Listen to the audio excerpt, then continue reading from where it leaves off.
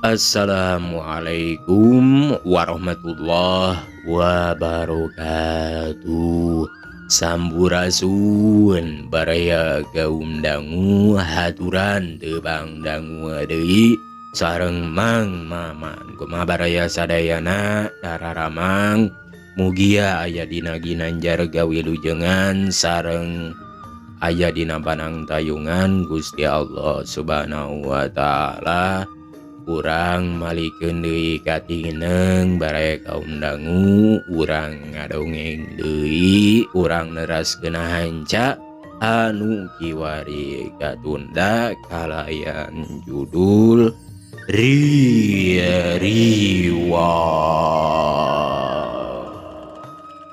Nu dikarang ku Bapa Sapaka anu diropea deui ku Mang Maman atanapi digarap deui ku Mang Maman.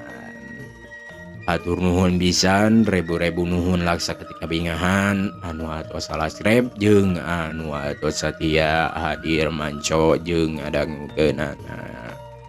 Supados teu nyangkolong deui kana waktos baraya kaum dangu urang lebet ka alam syarita.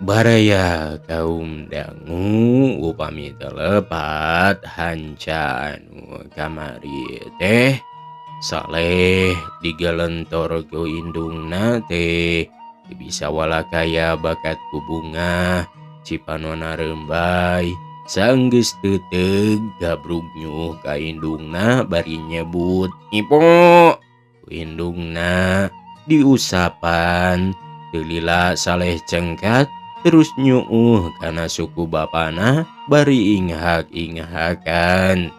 Geus ujang tong ceurik udang anggur tah ieu lanceuk hidup teh pek kera munjungan ceuk juragan Sumantri bari nunjuk ka Komarsih nu keur inghak-inghakan. Saleh nyolondo ka lanceukna atuh gancang pisan ku lanceukna disambut bari ngaguk-guk ceurik. Kabungah juragan Sumantri taya babandinganana geus riung mungpulung deui jeung anakna teh.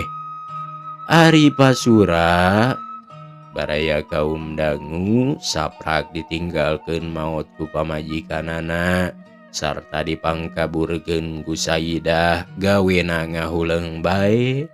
Hatena mimiti lilir ingat kana sagala dosana kacipta ku manehna bisa kumahaeun teuing nafsuna kisoma lamun nyahoeun yen manehna digunasika.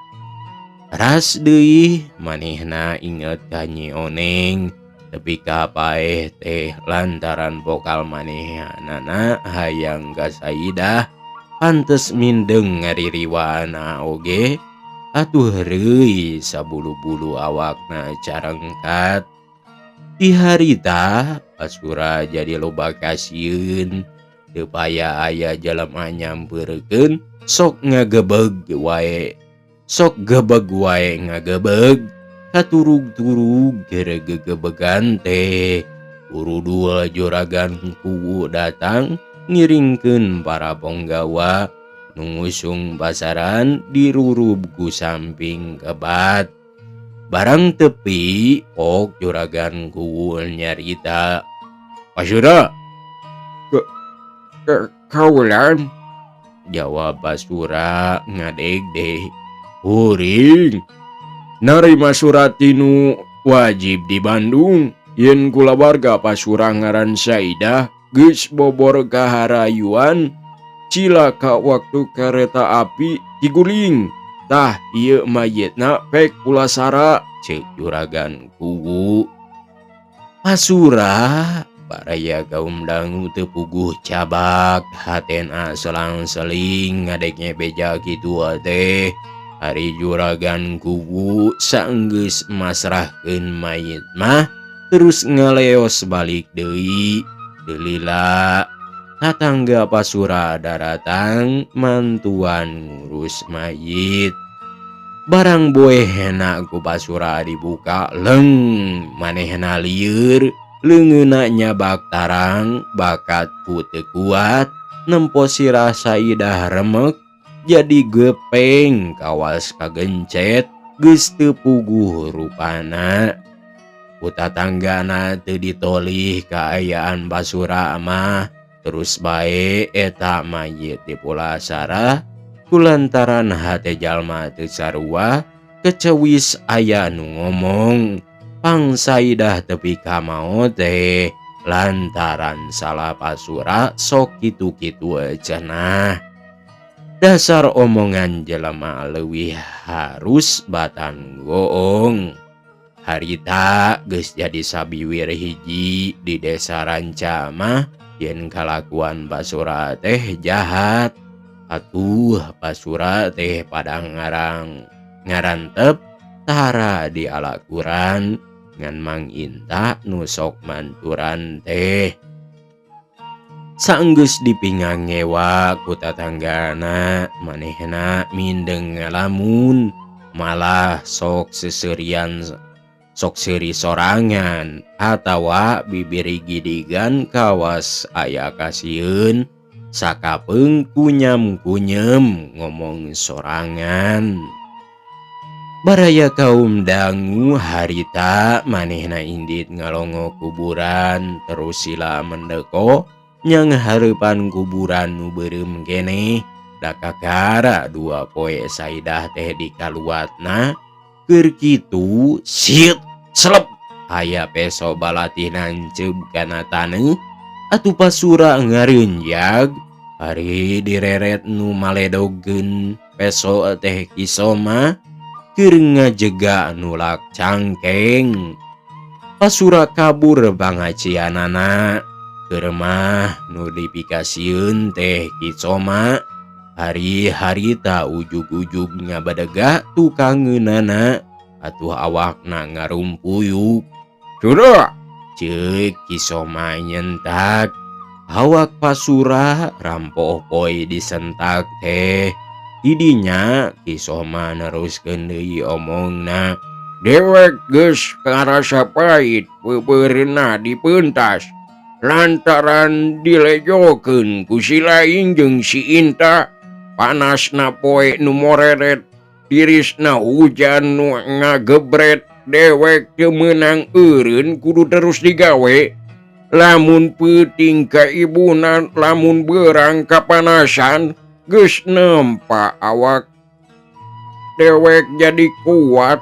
Dewek gura-giru balik hayang panggih jeung anak pamajikan. Ari datang pamajikan geus jadi korban si Laing. Anak deweknya kitu kene. Hayo Sura, tah peso nu nancep cekelan si Laing. Ieu cekelan dewek mah. Hayo urang ijen," ceuk Kisoma. Bari ngamang-ngamang peso balati ngajak gelut ka Pasura. Baraya kaum dangu Pasura teu ngajawab diajak tarung teh. Bakat kusieun urat sarap narobah bereset rarasaanana. Kuburan Saidah teh paburisat breh ti handap mayit nu dibungkus ku boeh ngapung ka luhur. Reug eureun hareupeunana belegedeg Saidah hudang terus lumpat bari ngareret ka Pasura. Atuh Pasuranya kakak seuri mani geunaheun bari gegeroan. "Iya, aduh, aduh, kacikadut. Ona sangke suku lembu." Bari jung Pasura nangtung.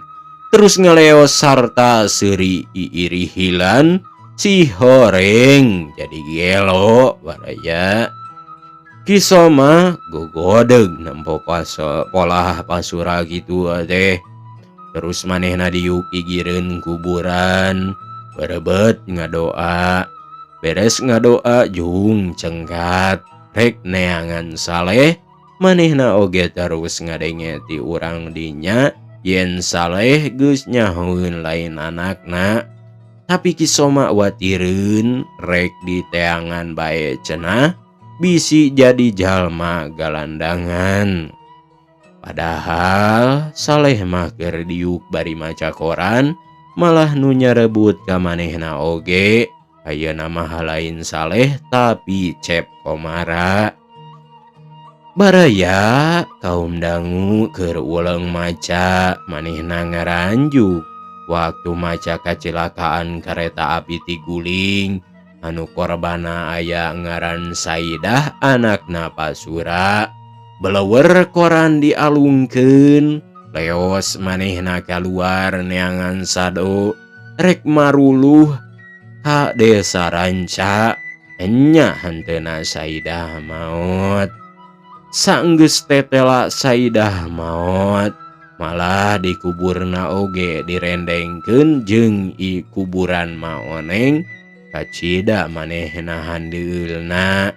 Beungeutna pias, awakna leuleus, leumpangna oge ngoleang asa nincak asa henteu.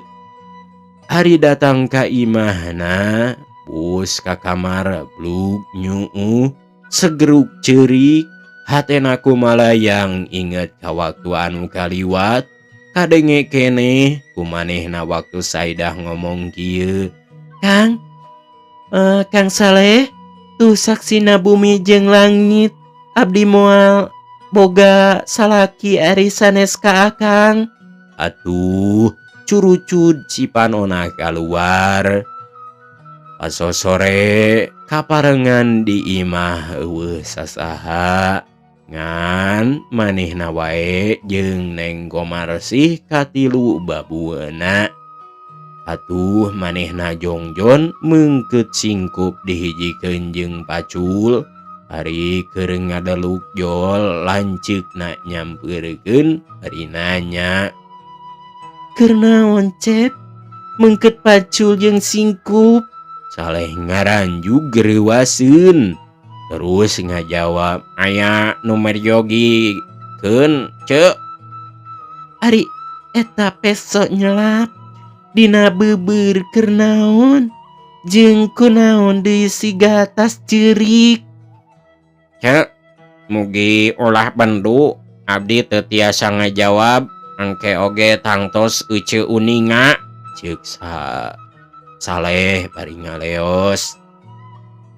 Ceuk Saleh bari ngaleos. Baraya kaum dangu kacida Neng Komarsih handeulna. Dijawab kitu teh gek manehna diuk, bari teu weleh mikiran nu jadi adi, beut dadak dumakan jadi kitu. Keur ngalamun kadenge di luar aya nu pupuntenan, atuh gancang pantona dibuka, ari breh teh jajaka gandang naker. Mangga linggih, ceuk Neng Komarsih. Mangga, jawab jajaka bari manggut gek diuk. Bade aya pikeun saeunaon, ceuk Neng Komarsih. Dupi Cep komara aya? Nu mawi teu aya. Angkat ka mana? Eta jajaka reuaseun. Nu mawi teu terang dupi salira saha? Abdi Rasdi sobat anjeunna kapungkur. Sobat pun adi, hanjakal pun adi miyos, malah abdi oge teu ngartos deui. Margi miyosna teh nyandak Pacul sareng singkup. Duka kanggo naon burit-burit nyandak nu kitu? Nyandak Pacul? Beu cilaka, ceuk Rasdi. Cilaka kumaha? Neng Komarsih reuaseun. Kumaha kaayaan anjeunna dinten bieu? Rasdi malik nanya. Nu ditanya ngahuleng sakedeung baraya kaum dangu teu lila pok ngajawab. Kinten-kinten tengah dinten pun Adi maca koran. Namung eta koran dialungkeun leos manehna miyos duka kamana dalami. Ari dongkap deui bus ka kamarna kawas nama ceurik da bijil ti kamar panona carindul nuju anjeunna meungkeut pacul sareng singkup katurug-turug dina cangkengna mawa peso balati terus ku abdi ditaros namung teu balaka saurna teh engke oge terang ku anjeun cenah. Dupi korana mana cobi ninggalan cik Rasdi. Ning Komarsi nyokot koran sok dibikeun ka Rasdi ku manehna ditampanan terus dibaca barang manggih warta kareta api ti guling. Rasdi cenggat bari neuteup ka Neng Komarsi pok ngomong, "Cilaka Neng." "Cilaka kumaha Engkang?" "Rek maihan maneh rupina mah." "Maihan kumaha?" Neng Komarsi reuaseun. "Kumaha atuh Kang? Cing abdi tulungan." "Urang susul bae atuh, bade ngiring." "Bade," jawab Neng Komarsi teu pikir deui. Tidinya bering arindit selak tumpak sado. Harita hujan muruh puy mata kogah anu lumaku. Hari saleh keur nikreuh mapai-mapai lembur ngajugjug kuburanana Saidah. Hatena geus luas keur naon hirup oge hari teu bisa bareng jeung Saidah mah mending milu paeh da sarua pada paeh kapaksa barang tepi brek sideku gigireun kuburanana Saidah bari ngomong dumareda, "Inah, ieu akang ngahaja ka dieu hayang nempo badan Idah, rek milu ka Idah." Segeruk manehna ceurik. Tidinya gap nyekel pacul terus ngali kuburan tanagana bedas kawas kaucap setan. Kesangna bobolokot barang geus manggih padung terus diangkatan hiji-hiji breh mayit masih beleger dibungkus ku lawon bodas terus diangkat ka luhur. Berai alam dunya caang da hujan numuruh puy raat mega-mega paburisat katebak angin. Atuh langit cekas bersih ta cahayana bulan mani gempur.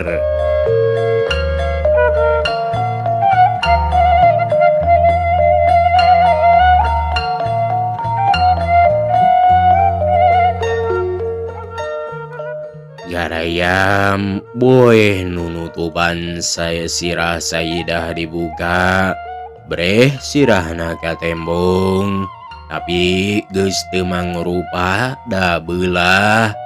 "Idah, dadah teuing mani ruksak kieu. Idah, ieu akang milu." Ceuk Saleh bari nyabut peso. Karek oge diamangkeun gep di tukang leungeunna aya nu nyekel. Rasana tiis mani nyecep. Atuh Saleh ngareunjag reuaseun. Ari malika tukang manehna ngagebeg sungutna calangap teu bisa ngomong.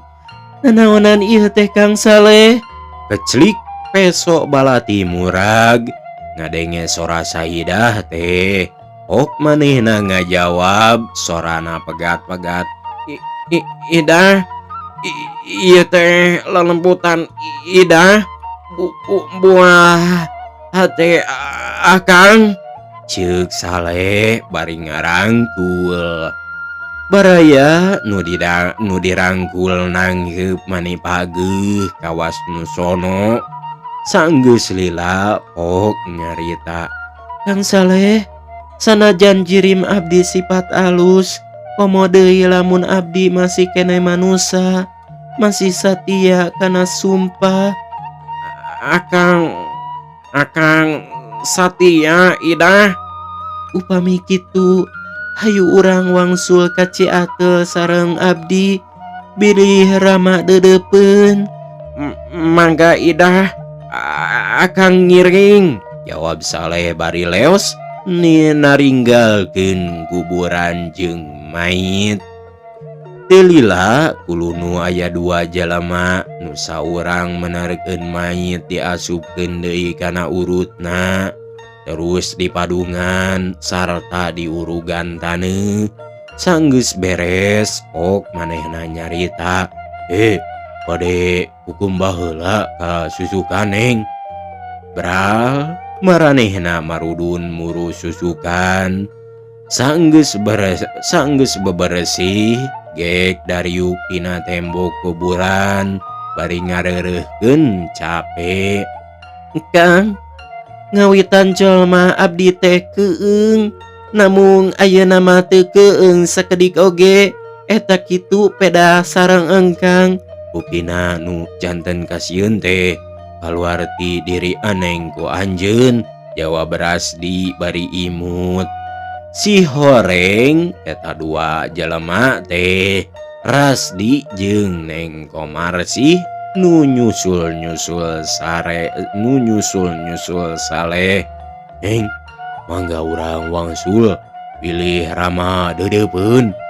Mangka tos wengi sareng hawa tos deui kakusir meureun ngalengo ngantosan urang. Beral harita laleumpang, hari palebah garduh lar aya lalaki ngaliwat bari ceceleungan ngahariring terus ngomong sorangan. Oh Neng, kabeh tuh sia. Si Idah nangkep. Pae. Neng Komarsih sieuneun badaya kaum dangu terus muntang ka Rasdi. Sawios da moal naon-naon Neng, bila kadar nu gelo pasura eta teh, cik Rasdi ngaharewos. Baraya kaum dangu ari Saleh sajaroning leumpang. Ras inget kana wiwitanana yen manehna rek maehan maneh anu dilarang ku agama, harita imana geus kuat deui. Manehna insap nu leumpang bareng teh jurigna Sayyidah, atuh gorolang wae maca ayat kursi digorolangkeun. Sayyidah ngadenge buah hatena maca ayat kursi, imut ngagalenyu sarta omongna. Nah Kang Saleh, make babacaan segala, da abdi mah lain jurig piraku can pae geus jadi jurig. Saleh ngaranjuk ngadenge kitu teh ok ngajawab, "Karnaon ari Idah aya di kuburan?" Di candaku Kang Rasdi, bilih akang maehan maneh. Ya Allah, ari nu dikubur saha? Duka taroskeun wae engke ka Kang Rasdi. Astagfirullahaladzim. Idah, kutanyai teh hirup keneh, ceuk Saleh eureun leumpangna. Baraya kaum dangu Sayyidah unggek cipanona reumbay, gabrug ku Saleh dirontoh diciuman ambun-ambunanana, sanggeus beak nyacapkeun ka sono. Beral laleumpang deui.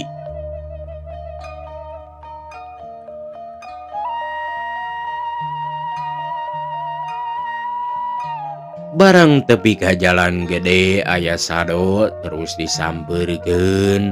Parigok Saleh ngaranjuk bari neges-neges nu tumpakna. Barang inget gorowok manehna ngagorowok. Abah cenah bari naek kana sado, gabrug ngarangkul sarta ngahiung ciri kawas budak bari ngomong pegat-pegat. Abah, emak maot, abdi teu bisa ngabela. Uki Soma diusapan bari ngajawab dumareda. Geus ujang tong ceurik, untung sakieu oge urang bisa papanggi deui alawan aya dina kasalamatan. Hari Saidah ingahak-ingahakan baraya kaum dangu nempo saleh ngarangkul bapana teh. Manehna mah geus panggih ti beurang ditepungkeun ku Kang Rasdi. Keur paungku-ungku jol Rasdi datang ngiringkeun Neng Komarsi. Atuh saleh guragiru turun tina sado gabrug ngarangkul Rasdi. Harita teu hujan cimata ting aling sreuk bakat kubunga. Tengah peuting juragan Somantri jeung pamajikanana masih ngariung. Hatena tentrem sabab anakna ngaraleos teu puguh jigna. Pamajikanana ingsreuk-ingsreukan bari nyusutan Cipanon. Hatena hariwang pisan. Ditinggalkeun ku barudak teh sok sieun cara baheula. Teu lila kadenge di luar aya sado eureun. Atuh guragiru manehna mukakeun panto. Harigog teh geuning anakna sarta mawa semah. Saenggeus semah dariuk ok saleh ngamimitian nyarita. Mama, ibu, abdi nepangkeun ieu tah nu ngarorok abdi teh Abah Soma tea. Ari nu ieu putrana Saidah namina teh. Nu itu Kang Rasdi tukang melaan abdi tepi ka lali kana patina. Ceuk saleh bari nuduhkeun semah karamana. Tatamu marunjungan. Saenggeus beres munjunganna kalawan pamundutna Neng Komarsi disuhunkeun ridona supados Rasdi ngadadarkeun riwayatna mawa Saidah. Baraya kaum dangu Rasdi teu nolak memeh nyarita dehem heula. Terus imut ngagalanyu sarta pok ngamimitian nyarita. Barang saleh ninggalkeun lembur kaayaan Saidah pikawat watireun margi aya dina lingkungan jalma-jalma nu mangrupa satu. Alawan hese beleke Saidah hasil dibawa kabur. Terus tumpak kareta api ngajugjug Tasikmalaya. Tapi teu ku henteu dina pupudunan bawahan proyek kareta teh mangkrung teu beunang dierem. Kusim kuring karasa pisan roda kareta teu nincakana arelna. Rieug kareta dengdek borolo panumpangna kabahekeun. Saidah nu keur sare ngorejat kusim kuring dijewang. Terus ditangkep bari muntang kana beusi tempat babawaan. Ulitik kareta tibalik kebro seueur jeung seueurna diaradu. Jerit panumpangna ting jarerit. Hari nu cilaka ting garerung. Alhamdulillah sim kuring sareng Saidah salamet. Sim kuring kaluar dituturkeun ku Saidah. Barang ngareret aya awewe geus maut. Cirahna beulah kadempet rupina mah. Eta mayit dirarah hayang terang saha-sahana. Tapi teu meundak surat katerangan saceuwir-ceuwir acan. Sim kuring lablahan bae. Katerangan Saidah diasupkeun kana hutang eta mayit. Sarta sim kuring wangsul deui ka Bandung. Bekel keur maluruh akal sim kuring hasil atawa henteuna.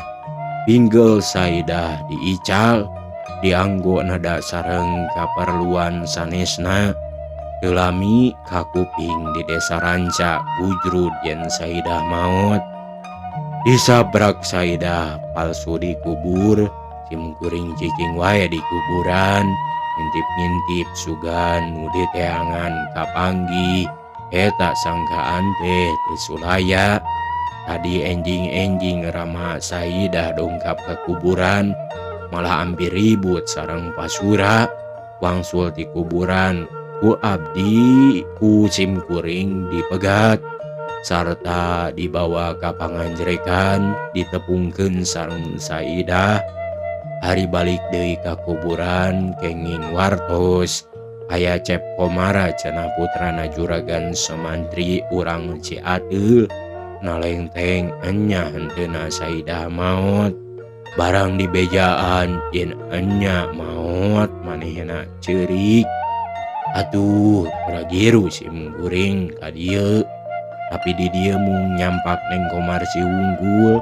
Da Cep Komara mah mios deui nyandak pacul sareng singkup. Deugah hate simkuring goreng. Harita keneh disusul bari nyamperkeun heula Saidah sareng Ramana. Anu akhirna alhamdulillah usaha simkuring hayang nepungkeun nu dipikanya teh laksana. Baraya kaum dangu Ibu Rama Cep Komara gogodeg heulila ok nyarita. Nuhun sakieu oge kalawan pitulung pangeran urang geus leupas tina bahaya bisa riung mungpulung deui cik Juragan Sumantri bari ngajak ngopi. Atuh brak sararea ngaropi saaya-aya bari tinggalager sempal guyon. Teu mangkuk sababaraha bulan Cep Komara ditikahkeun ka Saidah. Hari Rasdi dipulung mantu ditikahkeun ka Neng Komarsih. Saenggeus laki rabi sarta pada boga rumah tangga, Rasdi dipasihan panggilingan beas ku martuana. Ari Cep Komara neruskeun Ramana nyepeng toko harapan. Harita Cep Komara keur aya di tokona. Hari nu balanja ka Cidalobana pedah meneran poe Sabtu waktuna kaum buruh garajihan. Keur kitu barea kaum dangu bus aya lalaki geus kolot asup kawasna mah rek balanja tapi barang ngareret ka Cep Komara nu keur tungkul ngitung duit manehna gura-giru bijil deui sirikna teu rumpat bae sarta terus mentas jalan teu luak liuk heula. Atuh cekit jeger manehna kadupak mobil rob jalma-jalma narulungan terus dibawa ka jero toko harapan. Cep Komara cuh cih nulungan lapor heula ka polisi jeung ka rumah sakit. Beres ngalaporkeun manehna terus nyampeurkeun ka nu cilaka.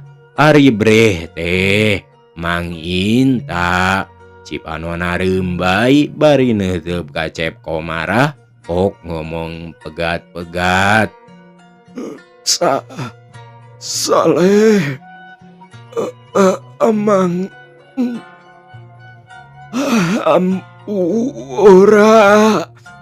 Ampura Saleh nyaritana ketebat da kaburu kapaehan.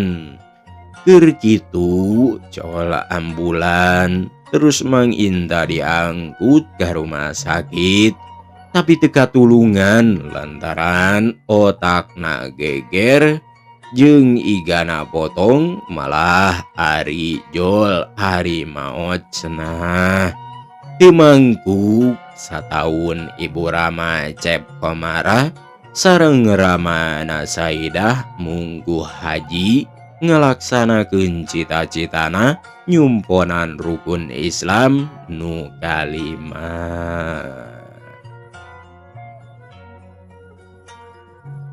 Yeay, kemana yuk? Pada kemana si lain? Bade mulih da parantos seep geuning waktosna oge baraya waktosna barantos sareng dongengna oge barantos tamat deui baraya gaum dangu. Hapunten wae tina samudaya kalebatan sareng kakirangan jeung kaluluputanana. Hatur nuhun tina sagala rupi pangroyongna anu atos subscribe-na jeung anu atos satiana. Hatur nuhun parantos ngadangukeunana. Sakitu bae Imang Maman enjing urang tebang deui insyaallah tepang deui. Hatur nuhun wabillahi taufik wal hidayah. Wassalamualaikum warahmatullahi wabarakatuh.